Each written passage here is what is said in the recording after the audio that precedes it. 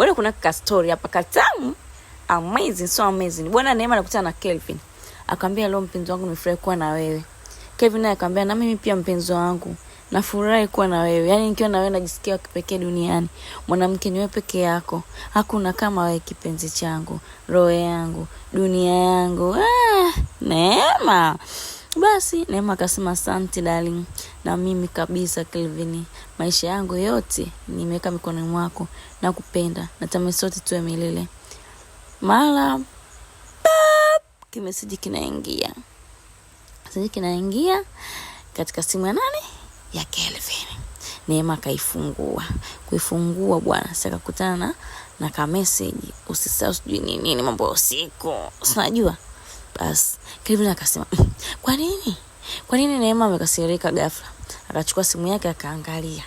Kuangalia ile simu yake bwana, akuta kuna message ya mamkali wa nje. Alichukia kwa kweli. Basi Neema akatafakari katika moyo wake. Mimi nimekosea nini? Kwa nini? Kwa nini lakini Kelvin anafanya hivi? Kidudu mtu gani kaingia katika penzi langu? Dakika mbili tumefurahi, dakika mbili ndio hivyo. Basi hapa na hapa Kelvin akanamwambia Neema, kuanzia leo iwe mwanzo na mwisho kushika simu yangu. Sitaki na sipendi urudie. Hayo mazoea yameanza lini? Tena usiguse simu yangu tena. Kelvin akaondoka.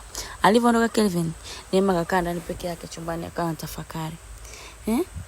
Kelvin kwani anifanyia haya? Kaenda wapi? Hata arudi kweli leo? Au ngoja nimfuate ni manyuma. Basi damkali Neema akanyanyuka. Akawa anamfuata chocho. Huku na huku, kakunja kule, kanyoosha njia. Olelelele, anaona bamkali huyo. Anakata chocho. Akasema ngoja mfuatilie nyuma. Tusikose episode inayofuata ya pili, tujue kinachoendelea.